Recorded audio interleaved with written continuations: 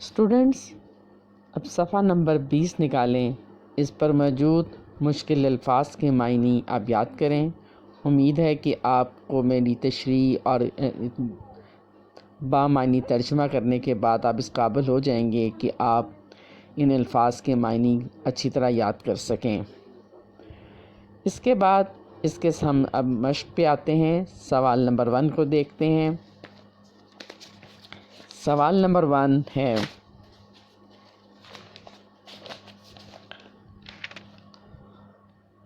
کفار کے ساتھ مقابلے کی صورت میں مسلمانوں پر کون سے کام کرنے اور کن باتوں سے بچنے کا حکم دیا گیا ہے؟ اس سوال کے 2 حصے ہیں۔ پہلا حصہ ہے کہ کن کاموں کا حکم دیا گیا ہے۔ آپ پہلے ہیڈنگ دیں گے کہ جن کام کرنے کا حکم دیا گیا ہے، ان میں آگے سے اس کے سب پوائنٹس ہیں، 4 ہیں۔ پہلا پوائنٹ ہے، اس میں آپ اس کی ہیڈنگ دیں گے ثابت قدمی، میدان جنگ میں سب، اور ہیڈنگ جو ہیں آپ موٹے مارکر سے دیں۔ ثابت قدمی کا مطلب ہے ڈٹے رہنا، دشمن کی زیادہ تعداد یا زیادہ اسلحہ دیکھ کر خوف زدہ نہ ہونا، دشمن کے سخت حملے کو روکنا اور دشمن کا ڈٹ کر مقابلہ کرنا۔ یہ سب اسی صورت میں ممکن ہے جب آپ ثابت قدمی کا مظاہرہ کریں، آپ کے قدم اکھڑنے نہ پائیں اور آپ ڈر کے یا کسی لالچ میں میدان جنگ کو چھوڑ کر نہ جائیں۔ سیکنڈ ہیڈنگ دیں، اللہ تعالیٰ کو کثرت سے یاد کرنا، وَاذْكُرُوا اللَّهَ، اللہ کو کثرت سے یاد کرو۔ اس آیات میں واضح الفاظ میں فرمایا گیا ہے۔ دوسرا پوائنٹ ہے کہ اللہ تعالیٰ نے کامیابی کا راز اسی میں بتایا ہے کہ میدان جنگ میں اللہ تعالیٰ سے مدد مانگی جائے اور کسی سے امید نہ لگائی جائے، اور مختلف دعائیں آپ پڑھتے رہیں۔ اس سے آپ کی ہمت میں اضافہ ہوگا اور آپ میں لڑنے کا جذبہ بڑھے گا۔ جنگ بدر میں گھبرائے ہوئے دلوں کو تسکین دینے والا، اکھڑے ہوئے قدموں کو جمانے والا اللہ تعالیٰ کا ذکر پاک ہی تھا۔ اللہ تعالیٰ کے ذکر سے ہی فتح نصیب ہوئی تھی۔ حضور پاک صلی اللہ علیہ وسلم کا بھی یہی طریقہ کار تھا کہ وہ جنگ کی حالت میں بھی اللہ کو کثرت سے یاد کرتے تھے۔ جیسے کہ آپ کو میں نے تشریح کے دوران بھی بتایا تھا کہ اس زمانے میں جو کفار کا یہ طریقہ تھا کہ وہ اس حالت میں بھی، جنگ کی حالت میں بھی عیش و عشرت میں پڑ رہے ہوتے تھے، ناچ گانے کی محفل ہوتی تھی اور شاعر لغویات قسم کی اور فضول قسم کی شاعری کیا کرتے تھے۔ تو اس چیز سے منع فرمایا گیا اور کہا گیا کہ اللہ کو کثرت سے یاد کیا جائے۔ تھرڈ ہیڈنگ آپ دیں، اللہ تعالیٰ اور اس کی رسول کی اطاعت، اپنی زندگی اللہ تعالیٰ اور اس کے رسول کے احکامات کے مطابق گزارو، جو حد اللہ تعالیٰ نے مقرر کی ہے اس میں ہی رہ کے اس سے تجاوز نہ کرو۔ رسول صلی اللہ علیہ وسلم نے بھی میدان جنگ میں جو حکم دیں اس کی فرما برداری کی جائے، اس کو حکم کو بجا لایا جائے۔ میدان جنگ میں کسی بے گناہ کو قتل کرنے سے منع فرمایا گیا اور مسلمانوں سے بھی یہی کہا گیا کہ رسول اور اللہ کی نے جو میدان جنگ میں کے اصول بتائے ہیں ان پر عمل کیا جائے۔ مصیبت کے وقت صبر کیا جائے۔ صبر کا مفہوم وسیع ہے۔ ایک تو اس کا مطلب یہ ہے کہ کوئی مشکل مصیبت پیش آئے یا کوئی دکھ ہو تو صبر کیا جائے۔ میدان جنگ میں صبر کا مطلب یہ ہے کہ کوئی زخم آئے یا کوئی اعضاء آپ کا کٹ جائے تب بھی آپ اس کو برداشت کریں۔ اپنی جذبات اور خواہشات کو قابو میں رکھنا بھی صبر ہے۔ کسی کام میں جلد بازی یا جوش کا مظاہرہ کرنا ٹھیک نہیں ہے، ان سے بچنا بھی صبر کہلاتا ہے۔ خطرات اور مشکلات سامنے ہوں اور قدموں میں لرزش نہ آئے تو یہ بھی صبر ہی ہے۔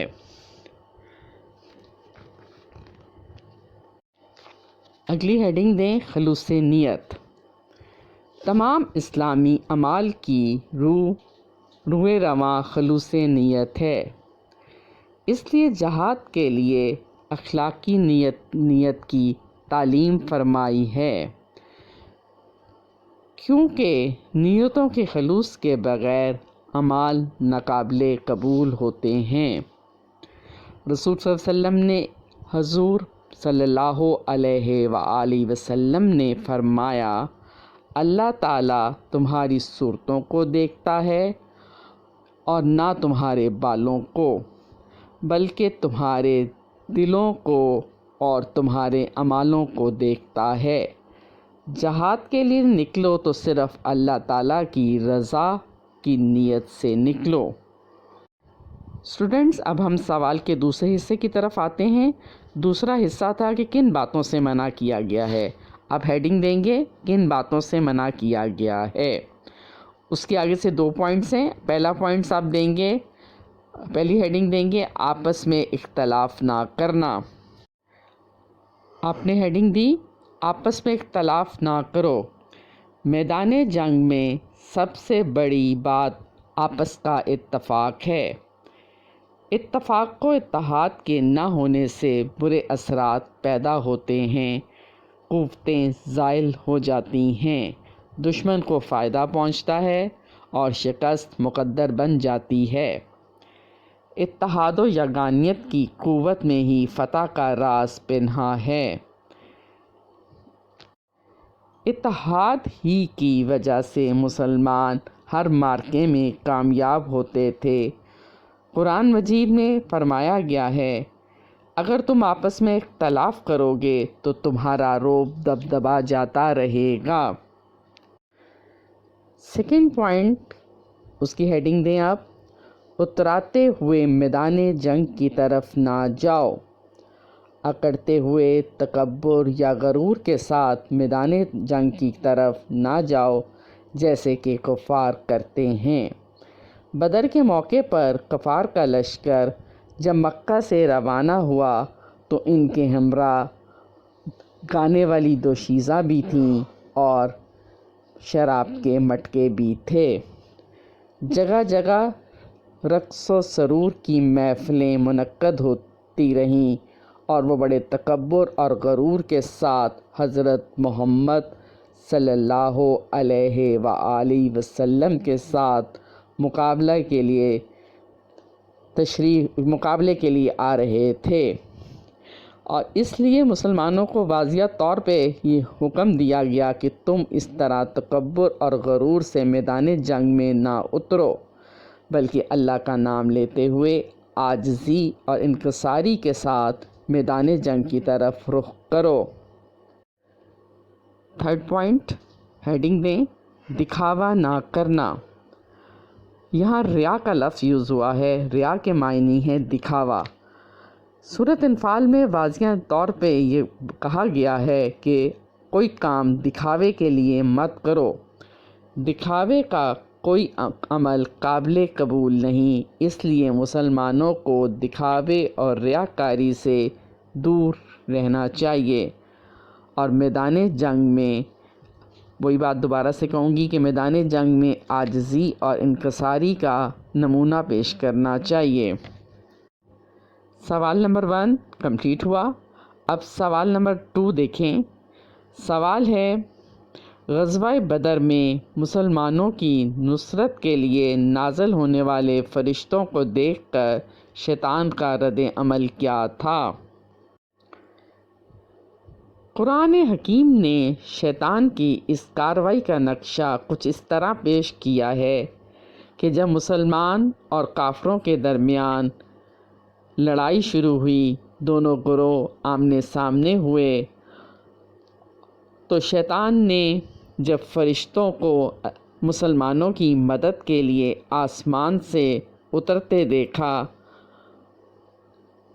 تو وہ گھبرا گیا، اور شیطان نے اپنے آپ ایڑیوں کے بل پلٹ گیا اور پشت پھیر کر کھڑا ہو گیا اور کہنے لگا، میں تم سے الگ ہوں، مجھے وہ چیز نظر آ رہی ہے جو تم نہیں دیکھ سکتے۔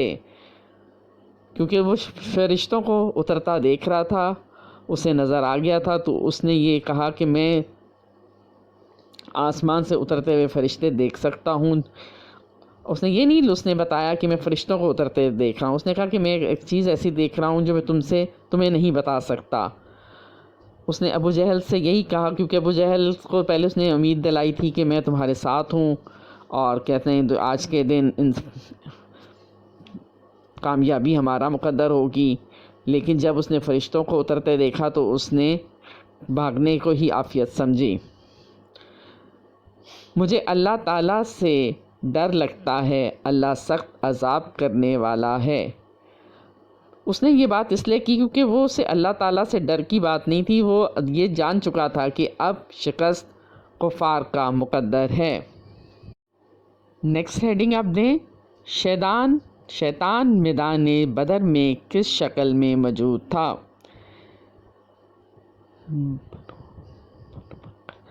قبیلہ بنو بکر کا سردار کا نام سراقہ بن مالک تھا۔ وہ ابو جہل کا قبیلے کا دشمن تھا، لیکن ابلیس نے، شیطان نے سراقہ بن مالک کا روپ دھار کر وہ میدان میں نمودار ہوا اور اپنی فوج کے ساتھ، اور ابو جہل سے ملا اور ابو جہل کو یقین دلایا کہ میں اس کے ساتھ ہوں اور میں تمہارا رفیق ہوں، آج کے دن میں تم ہی غالب آؤ گے۔ ایک مشرک حارث نامی بندے نے جب اس کو بھاگتے دیکھا تو اس کو پکڑنے کی کوشش کی، جس کے جواب میں شیطان نے ایک کاری ضرب لگائی اور وہ بھاگ پڑا اور جا کے سمندر میں چھلانگ لگا دی، اور ہاتھ اٹھا کر اللہ کہنے لگا، اے میرے رب، تو اپنا وعدہ پورا کر۔ یہاں اس وعدے کا ذکر ہے کہ جو اللہ تعالیٰ نے شیطان سے کر رکھا ہے، کہ وہ اسے چھوٹ دے رکھی ہے کہ اس کے بندوں کو وہ بہکا سکتا ہے، کیونکہ اللہ تعالیٰ کو یقین ہے کہ اس کا مومن، اس کے بندے کبھی بھی شیطان کے بہکاوے میں نہیں آئیں گے۔ سراقہ بن مالک نے بعد میں اسلام قبول کر لیا تھا، اور جب اس سے پوچھا گیا کہ تم جنگ بدر کے موقع پہ تم نے مسلمانوں کے خلاف ابو جہل کا ساتھ دیا، تو اس نے کہا کہ میں نے تو ایسا کچھ نہیں کیا، میں تو بدر کے موقع پہ مکہ میں ہی تھا۔ اس وقت تب لوگوں کو پتہ چلا کہ وہ سراقہ بن مالک کے روپ میں شیطان تھا، جو اللہ کے بندوں کے خلاف لڑنے کے لیے اپنی فوج لے کر آیا تھا، لیکن حضرت جبرائیل علیہ السلام اور حضرت میکائیل علیہ السلام 5000 فرشتوں کے ساتھ جب دونوں اطراف سے اترے، زمین کی طرف آئے، تو وہ انہیں دیکھ کر اس نے بھاگنا ہی مناسب سمجھا۔ سوال نمبر 3 میں دی گئی آیات کا ترجمہ آپ اپنی کاپی پہ تحریر کریں۔ ان آیات کا ترجمہ تشریح کے وقت آیات کا ترجمہ میں آپ کو ایک بار پہلے کرا چکی ہوں، ان کا آپ نے بامعنی ترجمہ لکھنا ہے، اور اس کی تشریح کی ضرورت نہیں ہے کیونکہ بورڈ کے پیپر میں صرف ترجمہ ہی آتا ہے۔ مشق میں تو 3 آیات دی گئی ہیں، لیکن آپ نے جو 4 آیات ہیں ان کا ترجمہ اچھی طرح یاد کرنا ہے، کیونکہ بورڈ کے پیپر میں جو یہ مشق میں دی گئی آیات میں سے ایک آتی ہے اور ایک پورے چیپٹر میں سے آتی ہے، پورے رکوع میں سے ایک آیت آتی ہے، تو آپ نے اپنے آپ کو تیار کرنا ہے کہ آپ ہر جو آیت ہے اس کا آنسر کر سکیں۔ امید کرتی ہوں کہ آپ اس تشریح کے بعد اس قابل ہوں گے کہ اگر کوئی بورڈ کے پیپر میں انسین کوسچن، شارٹ کوسچن جو ہیں وہ بعض اوقات انسین بھی آ جاتے ہیں، کیونکہ لانگ کوسچن میں تو آپ کے یہ جو اینڈ پہ کوسچن دیے جاتے ہیں مشق میں وہی آتے ہیں، لیکن جو شارٹ آنسرز ہیں یا ایم سی کیوز ہے وہ بعض اوقات تشریح پر مبنی ہوتا ہے۔ تو میرا خیال ہے کہ اس قابل تو آپ ہو گئے ہوں گے کہ آپ کو اگر کوئی شارٹ آنسرز یا ایم سی کیوز آئے تو آپ اس کو حل کر سکتے ہیں۔ انشاءاللہ تعالی ایم سی کیوز کی ورک شیٹ بھی ہم کریں گے، اس کو بھی ہم سالو کریں گے لیکن نیکسٹ لیکچر میں۔ اللہ حافظ، اس امید کے ساتھ کہ آپ کو آج کا لیکچر سمجھ آیا ہوگا، میں خدا حافظ چاہوں گی، اور اپنا خیال رکھیے۔ اللہ حافظ۔